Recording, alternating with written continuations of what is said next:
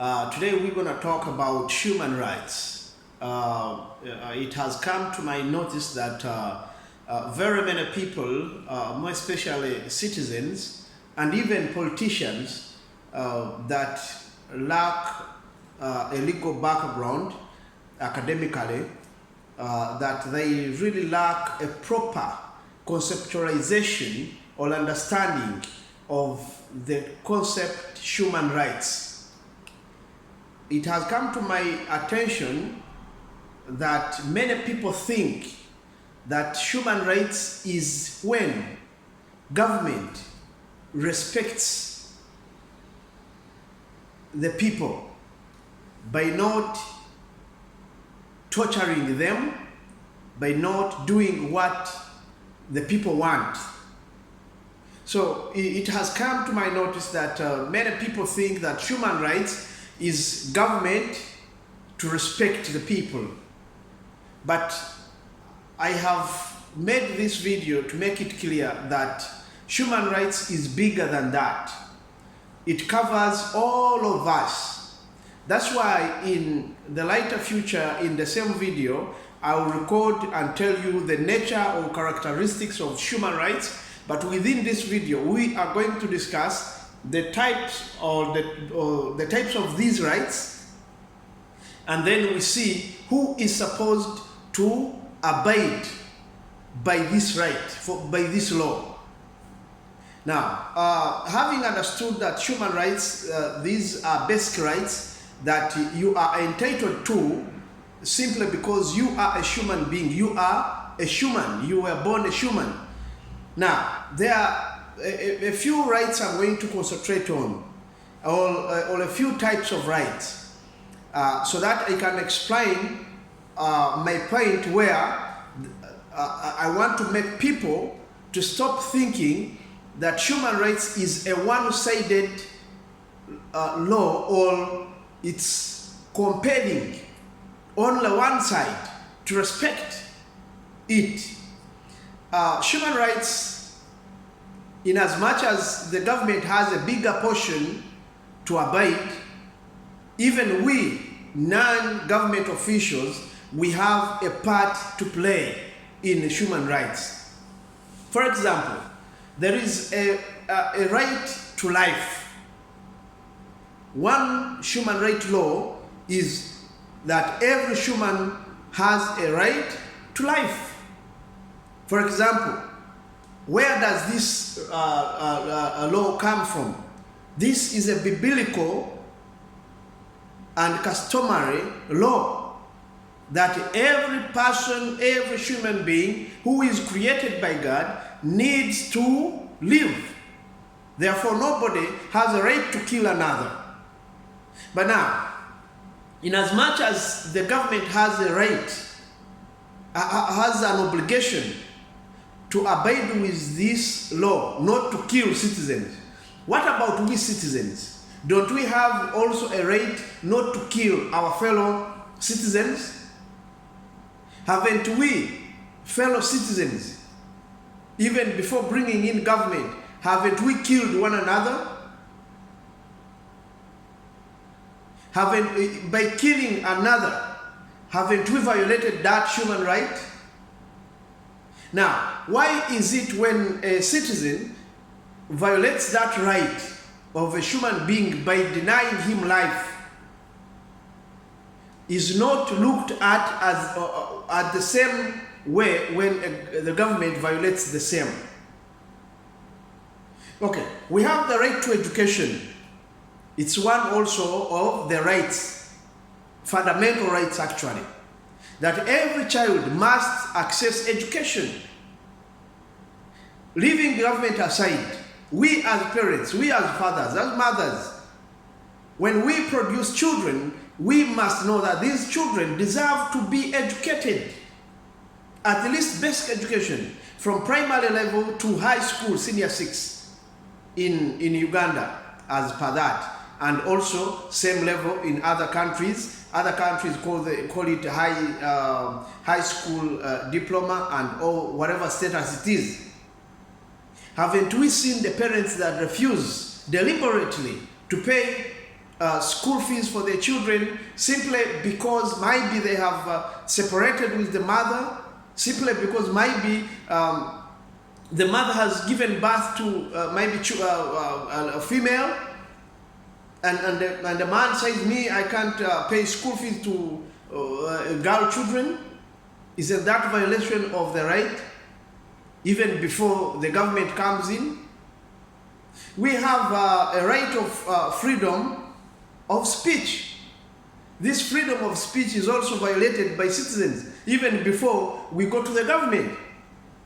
I will bring this scenario in political parties. Today, the ruling party is NRM. It doesn't respect freedom of speech. That one is known, yes.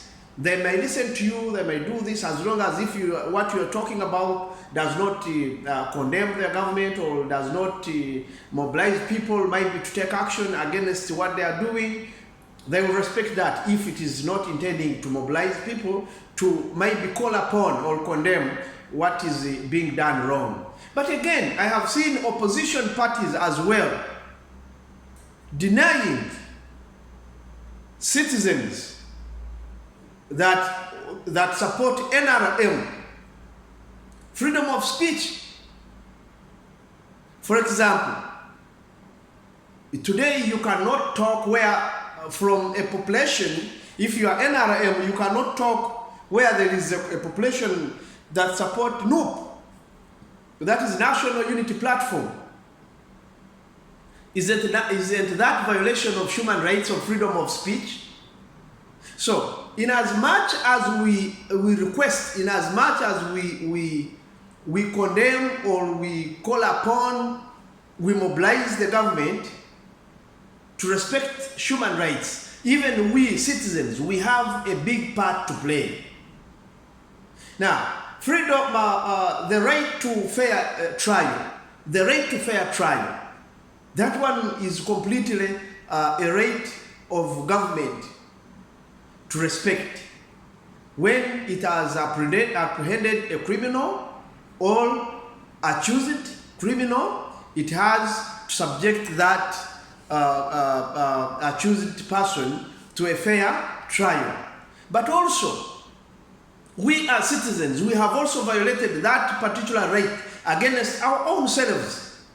For example, of recent, I recorded a video. If you go in my earlier videos, you will see I uploaded a video talking about mob justice, where Ugandans accused their fellow Ugandan to be a thief or to have been stolen something. And they got him, they beat him up, to death. That means they didn't give him a fair trial. They didn't give him a fair trial. Now, by that, what I would have expected them to do, to apprehend the person, hand him over to police, make statements, police hand him over to court, present him to court. After the investigations are done, in a specified time by the Constitution of Uganda. And I believe that is 48 hours. But these people didn't respect that principle of a fair trial. They acted as police, they acted as judges, they acted as everything, and they ended the life of this person. So they violated how many human rights here? Law. They violated the right to life. They violated the right to fair trial.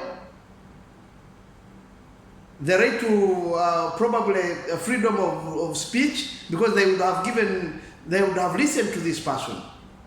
So we all have an obligation to respect, protect, and promote human rights, because human rights are projected to to be universal in nature. The characteristics of the nature of human rights are universal.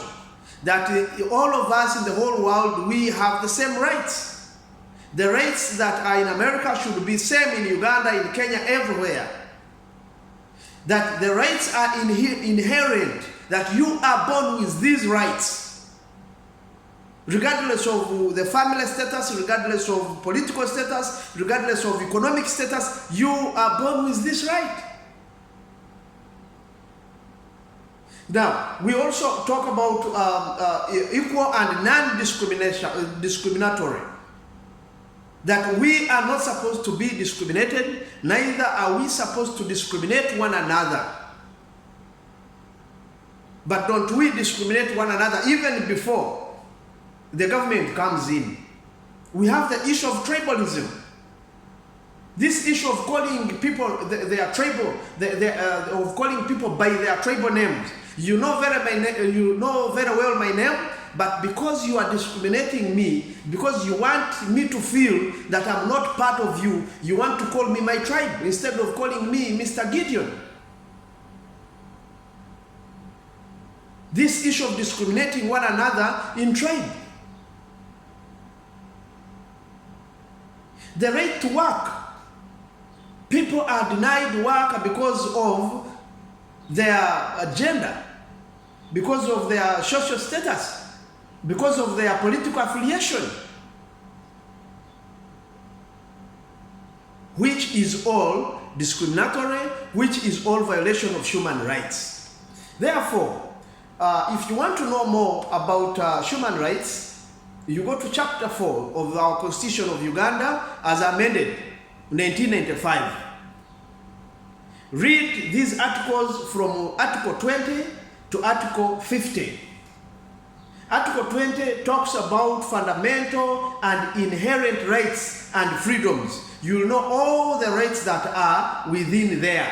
Article 21, equality and freedom from discrimination. Article 22, protection of the right to life. Article 23, protection of personal liberty. Article 24, respect for human dignity and protection from torture. Article 27, right to privacy. Article 28, right to fair hearing. Article 29, freedom of speech, expression, assembly, association, and religion. Now, let us talk about religion as I conclude. Now, religion, haven't we seen citizens, even before we bring in government, haven't we seen Christians discriminating Muslims, Muslims discriminating Christians, or pagans discriminating this, or religious people discriminating pagans? But the human rights law says, regardless of who you are religiously, you are inherently supposed to be protected by human rights. You have a right to be where you are. I'm going to make another video because this one is limited by time. I'm going to make another video. I break one right, one article by one, and let you know what you're supposed to do within that article. Thank you. My God and for God and my country.